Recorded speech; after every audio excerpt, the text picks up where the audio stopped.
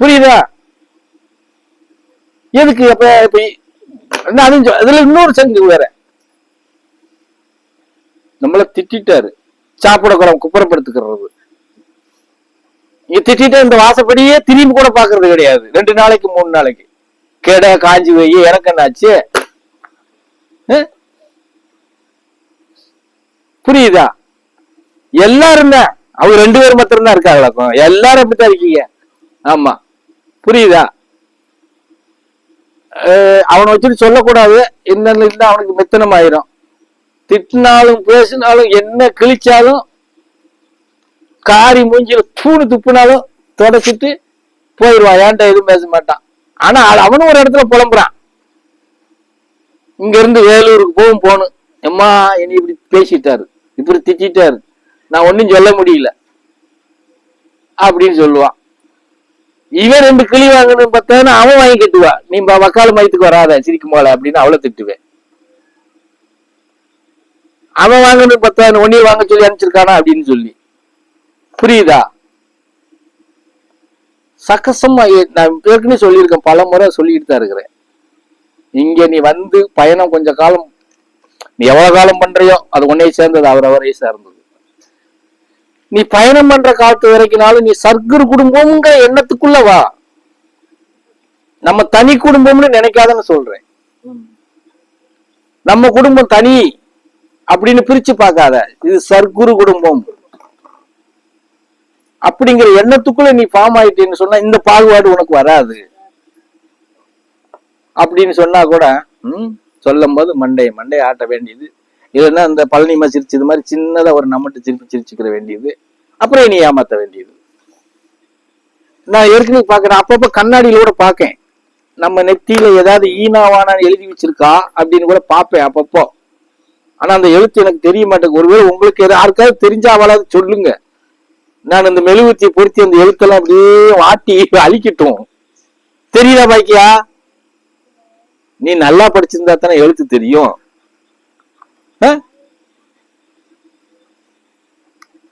இப்படி ஏமாத்துறதுக்கும் கோபப்படுறதுக்கு மட்டும் நிறைய கத்து வச்சிருக்கிறீங்க. இன்னொரு விஷயம், தயவு செய்து உங்களை எல்லாத்தையும், ஆண்களா இருந்தாலும் சரி பெண்களா இருந்தாலும் சரி, உங்களை நான் ரொம்ப கைகூட்டி கூட்டி வணங்கி கேட்டுக்கிறேன், பொய் மாத்திரம் பேசாதீங்க. என்கிட்ட இந்த பரதேசிட்ட பேசாதீங்க. தவறே இருந்தா கூட சாமி இந்த தவறு நடந்துருச்சுன்னு உண்மையை பேசு, அதுல இருந்து நான் உன்னை எப்படி மீட்டு எடுக்கணுங்கிறது எனக்கு தெரியும். அதுக்காக நான் சாமி சொல்லிட்டாரு நம்ம என்ன தப்பு வேணாலும் பண்ணிக்கலாம்னு சொல்லிட்டு வந்தீங்கன்னா கொஞ்சம் அறுத்துருவேன், ஒவ்வொருத்தையும் கிழிச்சு குப்பையில ஓட்டி போட்டுருவேன். ஆமா சொல்லிட்டேன் பாத்துக்கோ. புரியுதானே சொல்றது?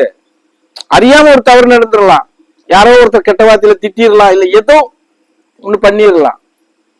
சாமி இந்த மாதிரி போய்கிட்டு இருந்தேன், இப்படி பேச வேண்டியது வந்துருச்சு, இப்படி திட்ட வேண்டியது வந்துருச்சு, தேவையற்ற வார்த்தையில நின்று நான் பேச வேண்டியது வந்துருச்சு, தேவையற்ற ஆள்கள்ட்ட நான் நின்று பேச வேண்டியது வந்துருச்சு. உண்மையை சொல்லு. அது அடுத்து அது நடக்காத அளவுக்கு நான் பாத்துக்கிட்டு அதுக்கு என்னன்னு பாப்பேன். ஏன்னா இப்போ எல்லா நேரத்திலும் நான் முடிச்சுக்கிட்டே ஒரே நபரை பார்க்க முடியாது இல்லையா? புது பக்தர்கள் எத்தனையோ பேர் வராங்க, பழைய பக்தர்கள் இருக்காங்க, பல பேர் இருக்காங்க, வராதவங்களும் கூட எங்களை நம்பி இருக்கிறாங்க. நீங்க ஒரு விஷயம் தெரிஞ்சுக்கோங்க சாமிங்களா, இப்ப கணக்கம்பேட்டிக்கு போறதுக்கு நான் பெருவாரியா பயப்படுறதுக்கு ஒரு காரணம் இருக்கு. என்னை யாரும் அங்க வந்து புறக்கணிக்க போறது இல்ல. கொஞ்ச நேரம் இருந்தா கொஞ்ச நேரம் இல்லைன்னா எவனோ ஒருத்தன் வந்து சாமி என்ன இப்ப இருக்கீங்கன்னு கேட்கிற இடத்துல நான் இருக்கிறேன். அங்க போயிட்டு நான் வந்தேன் அப்படின்னா 3 நாளைக்கு நான் படுற இம்சை என்னால தாங்க முடியறது இல்லை, என் உடல் என்ன தாங்க மாட்டேங்குது. அப்ப நான் எந்த இடத்துல இருக்கேன்னு தெரியுதா? ஏன்னா அங்க வர்ற பக்தர்கள் எல்லாருமே வந்து என்ன அப்படின்னா எல்லாரும் என் சாமியை தெரிஞ்சு உணர்ந்தா வராங்க. வேதனை எனக்கு வருதுன்னு இல்ல, அங்க இறங்குறத நான் பங்கு எடுத்துட்டு மூட்டை கட்டிட்டு வர வேண்டியது வந்துருது. விகாச்சார கணக்கு பிரிச்சிருவாங்கல்ல, இந்த நீ இதை எடுத்துட்டு போ, நீ இதை எடுத்துட்டு போ, வந்துட்டு இல்ல இங்க வந்து நான் அதை ரிமோட் பண்ணி அனுப்புறதுக்குள்ள எனக்கு போதும் 1000 10 நாள் ஆயிரும். அதுக்குள்ள ஒரு வழி பண்ணிடும். அப்ப எந்த இடத்துல நாங்க இருக்கிறோம்? அப்போ உங்களை மாத்திரம் பாக்குற இடத்துல இல்ல, நல்லா தெரிஞ்சுக்கிறோம். என்னுடைய குருநாதர் என் பகவான்கிட்ட வர்றவங்களை கூட நான் கண்காணிக்கிற இடத்துல இருக்கிறேன். இப்போ சாமியை நம்பி போனா நல்லா இருக்குன்னு வராங்க பாரு, அந்த குழந்தைகளை கூட கண்காணிக்கிற இடத்துல இருக்கிறோம். இதெல்லாம் சொன்னா நம்புவீங்களான்னு எனக்கு தெரியல. அதுதான் உண்மை. நீங்க நம்ம மாத்திரம் தான் இருக்கும்னு நினைச்சிட்டு இருக்கிறீங்க. புரியலையா? இல்ல சாமி, அப்படின்னு இல்ல. நான் கூட நினைச்சேன் சாமி, போன தடவை நீங்க பௌர்ணமி சொல்லும் போது இனிமே கணக்க படிக்க போக கூடாது நீங்க. ஆனா அதுக்கப்புறம் கோயிலுக்கு 2 வாட்டி போயிட்டு வந்துட்டேன். அதான் சாமி போக மாட்டேங்கிறாங்க, எதுக்கு போறாங்கன்னே நினைச்சிட்டு இருந்தேன் சாமி, கேட்கணும்னே நினைச்சிட்டு இருந்தேன். புரியா? எதுக்கு போறாங்க கேட்கவும் முடியாது, நீ நானும் எதுக்கு போறேன்னு சொல்லவும் மாட்டேன். அது இல்ல சாமி, புரியுதா? போக கூடாதுன்னு நினைக்கிறேங்கிறீங்க, ஆனாலும் போக இருப்பாங்களே, அதுக்கு காரணம் அப்ப இருக்கும். கண்டிப்பா அதாவது நான் இப்ப கூட இப்ப போன வாரத்துல முந்தின வாரம் போகும்போது கூட ஒட்டஞ்சத்திரத்தோட திருமணம்னு தான் போனேன். அதுல இருந்து 28 கிலோமீட்டர் தான் இல்லையா?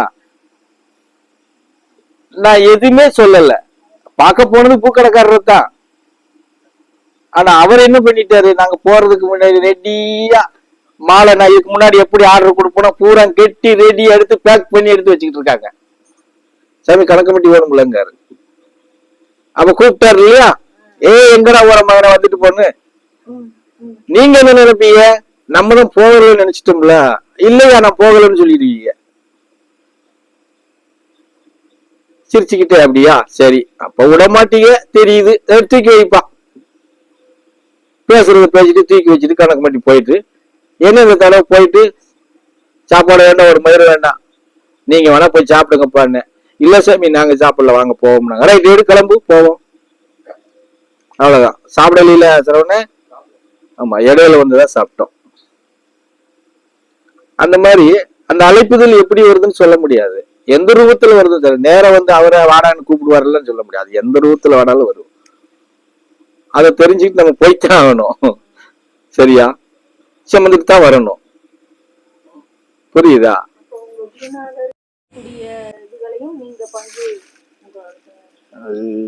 எப்படி நான் இது வந்து எப்படின்னா அந்த இடத்த அதை கரெக்டா புரிஞ்சுக்கிறது இன்னைக்கு சோபா ஒரு